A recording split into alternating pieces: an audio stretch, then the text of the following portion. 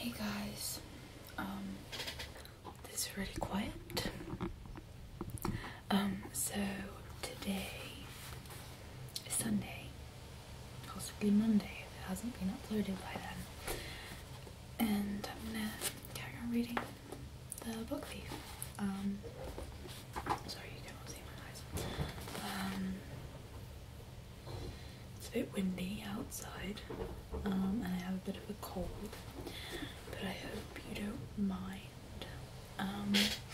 Also, I would really appreciate it to have some feedback on the new whisper reading stuff, because I used to just read it normally and now I seem to have started whispering while reading it. So yeah, tell me if you like that, or if you want me to go back to how I used to read it. So yeah, let's begin.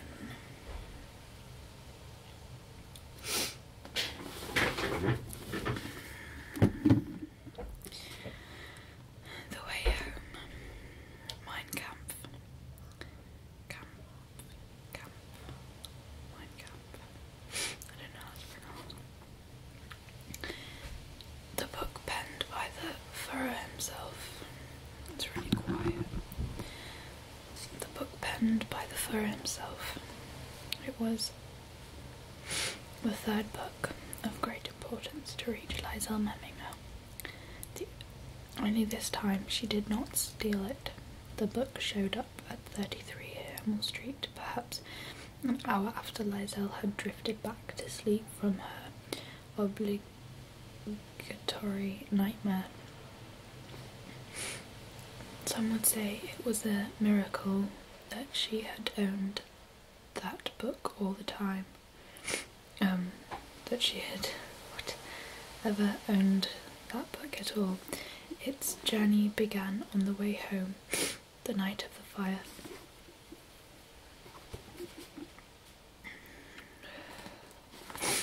They were nearly halfway back to Hemel Street. Right, it's gonna shut up. There we go. They were nearly halfway back to Hemel Street when Liesel could no longer take it. She bent over and removed the smoking book, allowing it to hop sheepishly from hand to hand. When it had cooled sufficiently, they both watched it a moment, waiting for the words. Papa, what the hell do you call that? He reached over and grabbed hold of the shoulder shrug. No explanation was required.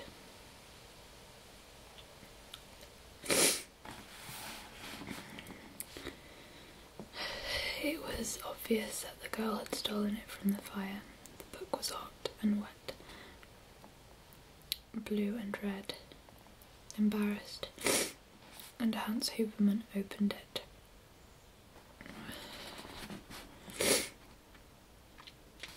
Page 38 and 39.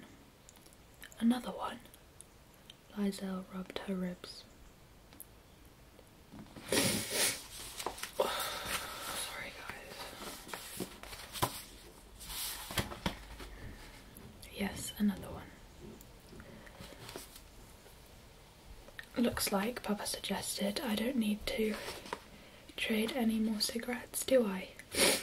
Not when you're stealing those things as fast as I can buy them. Liesel, by comparison, did not speak. Perhaps it was her first realization that criminality spoke best for itself. Irrefutable.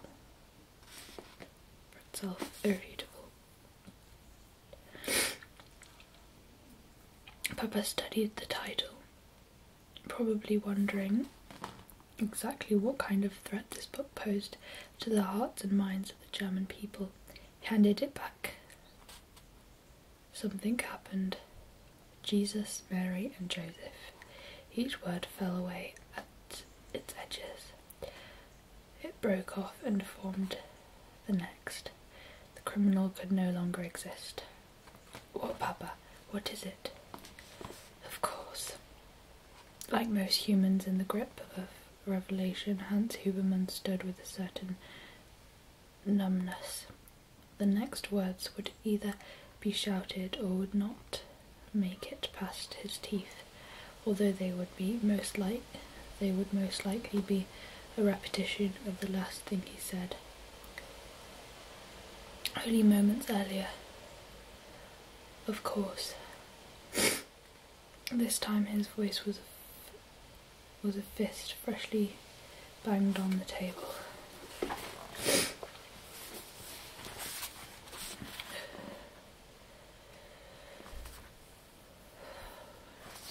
The man was seeing something. He was watching it quickly, end to end, like a race, but it was too high and too far away for Lysel to see. She begged him, "Come on, Papa, what is it?" she fretted. That he would tell Mama about the book. As humans do, this was all about her. Are you going to tell? Sorry? Are you going to tell Mama? Hans Huberman still watched, tall and distant. About what? She raised the book. This. She brandished it in the air as if waving a gun. Papa was bewildered. Why would I? She hated questions like that. They forced her to admit an ugly truth, to reveal her own filthy, thieving nature. Because I stole again. Papa bent himself to a crouching position, then rose and placed his hand on her head. He stroked her hair with his rough, long fingers and said, "Of course not, Lysel. You are safe. So what are you going to do?" That was the question. What marvellous act was Hans Huberman about to produce from the thin Munich street air? Before I show you, I think we should first take a look at what he was seeing prior to his decision. Papa's fast-paced vision. He first sees the girl's book, the Gravedigger's Handbook, the dog named Frost, the lighthouse, and now the shoulder shrug. Next is a kitchen and a volatile Hans Jr. regarding those books on the table where the girl often reads. He speaks. And what rubbish is this girl reading? His son repeats the question 3 times, after which he makes his suggestion for more appropriate reading material. Listen, Lysel, Papa placed his... I don't get it. I don't understand that. So he sees... Next is a kitchen and a volatile Hans Jr. regarding those books on the table where the girl often reads. And what rubbish is this girl reading? So he repeats the question 3 times, after which he makes his suggestion for more appropriate reading material. Oh, okay. Listen, Lysel. Papa placed his arm around her and walked her on. This is our secret, this book. We'll read it at night, or in the basement, just like the others. But you have to promise me something. Anything, Papa. The night was smooth and still. Everything listened. If I ever ask you to keep a secret for me, you will do it. I promise. Good. Now come on. If we're any later, Mama will kill us, and we don't want that, do we? No more book stealing then, huh?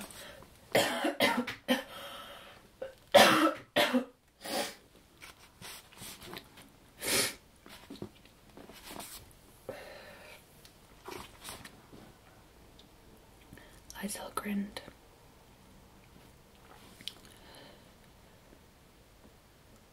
Why is that so out of focus?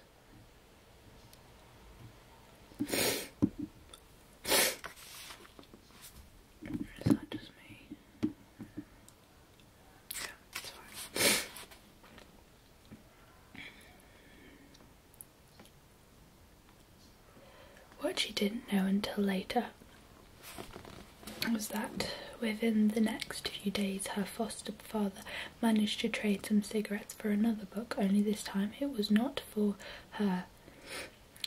He knocked on the door of the Nazi Party office in Mulching and took the opportunity to ask about his membership application. Once this was discussed, he proceeded to give them his last scraps of money and a dozen cigarettes. In return, he received a used copy of Mein Kampf. "Happy reading," said one of the party members. "Thank you," nodded Hans. From the street, he could still hear the men inside. One of the voices was particularly clear. "He will never be approved," it said, "even if he buys 100 copies of Mein Kampf." The statement was unanimously agreed upon. I don't know what that word means.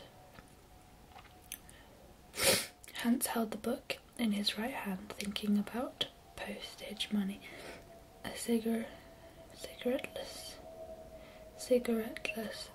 existence, and the foster daughter who had given him the brilliant idea.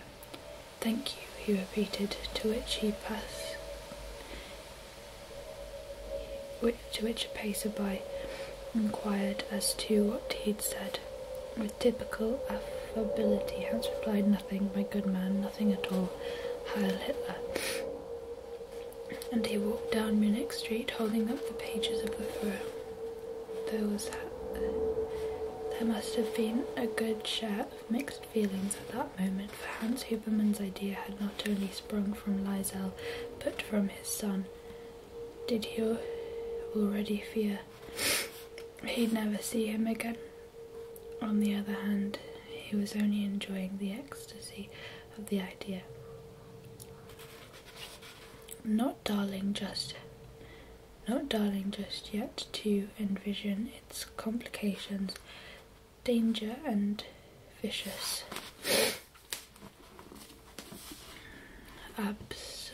absurdities. For now the idea was enough. It was indestructibly transforming it into reality. Well, it was something else altogether. For now, though, let's let him enjoy it. We'll give him 7 months. Then we come for him. And oh, how we come. He's gonna die. No.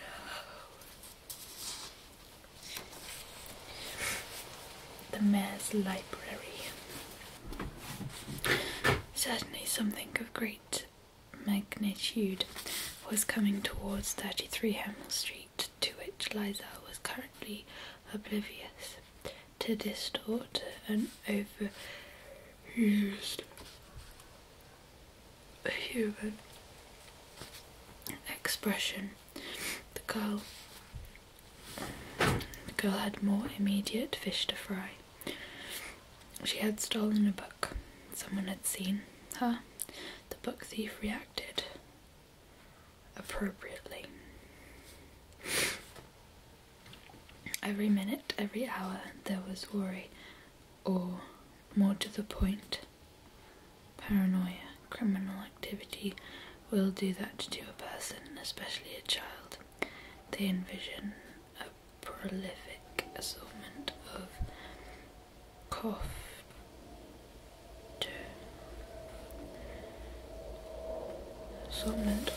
this word here.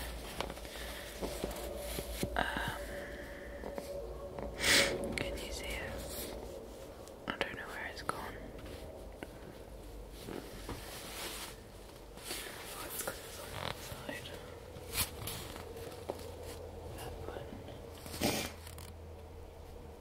The one in italic. Sorry, don't know how to read that word.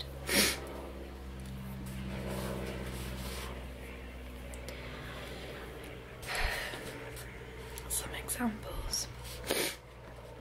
people jumping out of alleys, school teachers suddenly becoming aware of every sin you've ever committed, police showing up at the door each time a leaf turns or a distant gate slams shut. For Lysel, the paranoia itself became the punishment, as did the dread of delivering some washing to the mayor's house.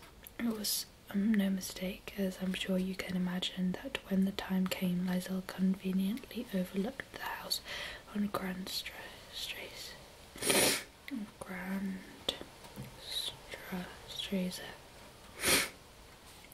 She delivered to the arthritic Helena Schmidt, Helena Schmidt, and picked up at the cat-loving Weingarten residence, but she ignored the house belonging to Burgermeister Heinz Hermann and his wife Ilsa. That's the princess from Frozen. I don't like Frozen. I better stop doing that. I apologise if it's been doing it a while and I haven't realised. Another quick translation. Burgermeister means mayor. On the first occasion, she stated that she simply forgot about the palace. The place.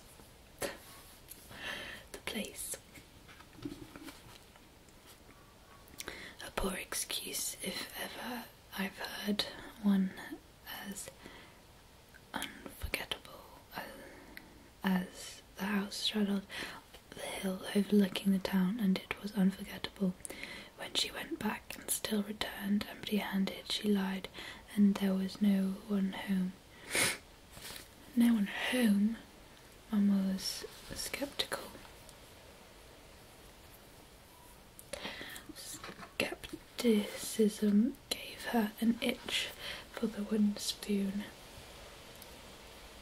She waved it at Lysel and said, "Get back over here now, and if you don't come home with the washing, don't come home at all."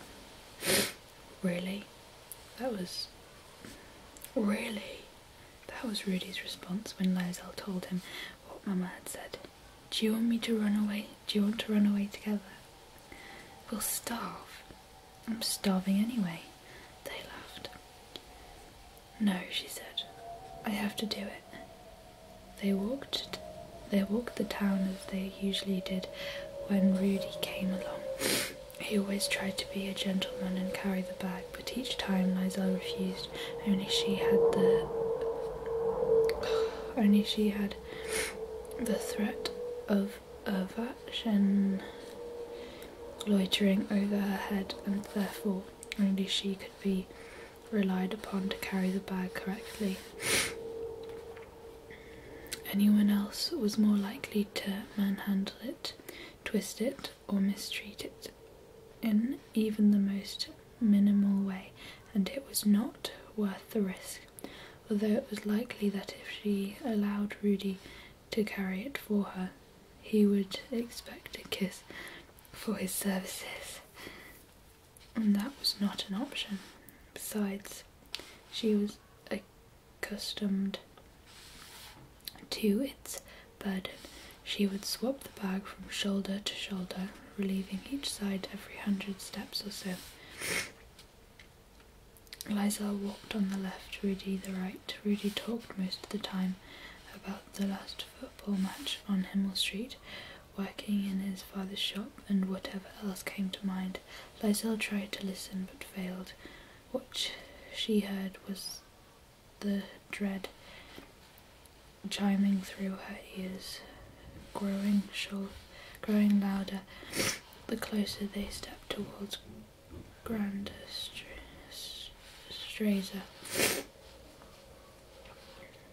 "What are you doing?" What are you doing? Isn't this it? Lizel nodded. That Rudy was right, for she had tried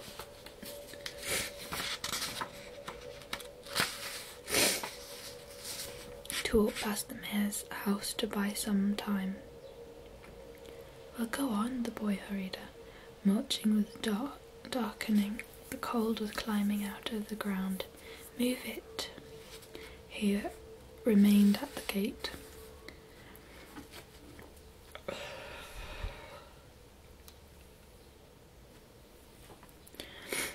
After the path there were 8 steps up to the main entrance of the house, and the great door was like a monster. Lizel frowned at the brass knocker. What are you waiting for? Rudy called out. Lizel turned and faced the street. Was there any way at all for her to evade this? Was there another story? Or, let's face it, another lie that she'd overlooked? We don't have all day. Rudy's distant voice again.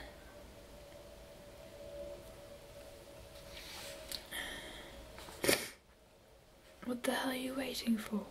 Will you shut up? Will you shut your trap? Steiner. It was a shout, delivered as a whisper. What? I said shut up, you stupid sock girl. With that, she faced the door again, lifted back the brass knuckle and tapped him 3 times slowly, feet approaching from the other side. I'm gonna stop there. My nose is getting unbearable. And it's pretty much 23 minutes. So that's how much I usually read. We're getting so close, guys. So close to halfway. Not really, but we can dream. I'll see you later this week. Bye. Hey guys, so firstly I'd like to apologise for my computer noises. I need to have it on to read the questions because that's where they are. And yeah, so I'm going to be doing Q&A sort of thing today. The tag called Invade My Privacy Tag, which is an ASMR thing that, yeah, and it's basically